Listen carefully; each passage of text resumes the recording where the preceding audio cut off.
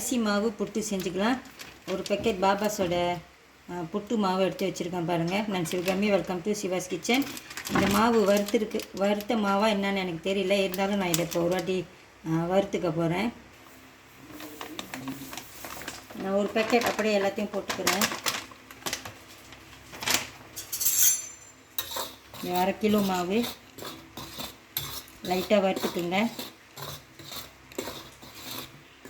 இதை லைட்டாக வறுத்துக்குங்க போதும். இந்த மாவு சூடாகுனா கூட போதும். இது ஒரு பவுலில் எடுத்து வச்சுக்குங்க. இப்போ கொஞ்சம் ஆறிட்டோன்னா அப்புறம் தண்ணி கலந்து இதை பிடிச்சிக்கலாம். மாவை லைட்டாக வறுத்துக்குங்க போதும். மாவில் உப்பு சேர்த்துருக்காங்க. அதனால் நான் உப்பு சேர்க்கலை. தண்ணி ஊற்றி கொஞ்சம் கொஞ்சமாக இதை புட்டு மாதிரி செஞ்சுக்கலாம்.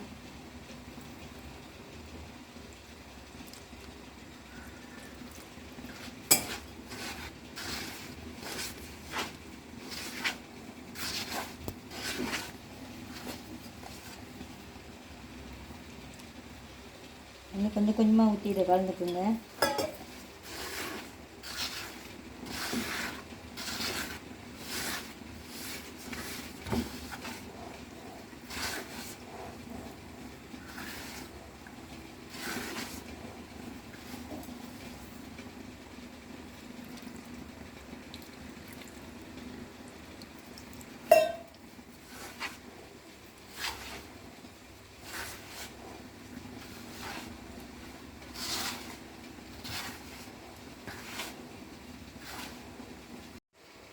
கையை சுத்தமாக கழுவிட்டு 2 கையில் கூட அந்த மாதிரி நீங்கள் செஞ்சுக்கலாம். அந்த பெரிய பெரிய கட்டிலாம் உடச்சி விட்ருங்க.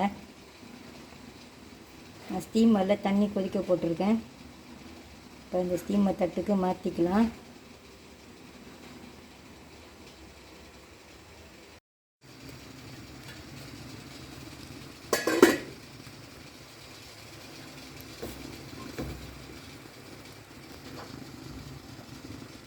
தேங்காய் பூ,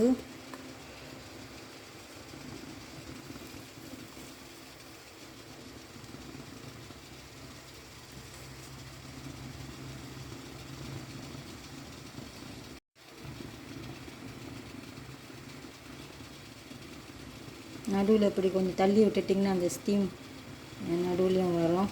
மாவு நல்லா ஸ்டீம் பண்ணிடும். அப்போ தான் இதை டவுன் பண்ணுறேன்.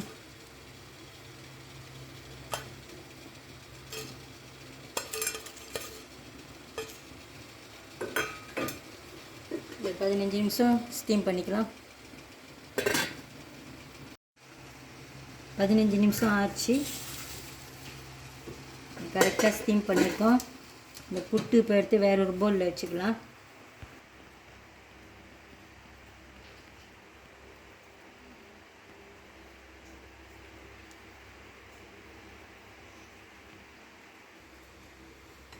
ஒரு வாட்டி மிக்ஸ் பண்ணி விட்ருங்க.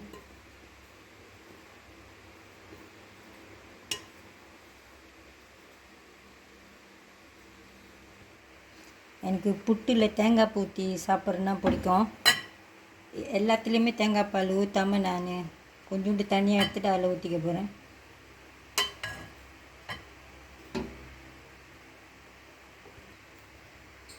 திக்கான தேங்காய் பால் கொஞ்சமாக சேர்த்துக்குங்க. எனக்கு இது தேங்காய் பால் ஊற்றி சாப்பிட பிடிக்கும். அப்போ தான் அது ட்ரையாக இருக்காது, கொஞ்சம் மாய்ஸ்டாக இருக்கும். அதனால தான் டேஸ்ட்டும் நல்லாயிருக்கும்.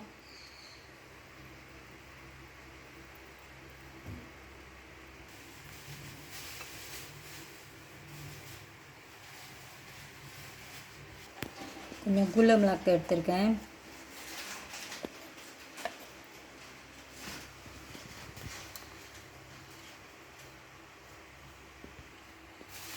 நீங்களும் இந்த அரிசி மாவு புட்டு ஒரு வாட்டி செஞ்சு பாருங்கள், உங்களுக்கும் பிடிக்கும். இந்த வீடியோ உங்களுக்கு பிடிச்சிருந்துச்சுன்னா லைக் பண்ணிவிட்டு ஷேர் பண்ணிவிட்டு சிவாஸ் கிச்சன் சேனலுக்கு சப்ஸ்கிரைப் பண்ணிக்கோங்க. தேங்க்யூ ஃபார் வாட்சிங்.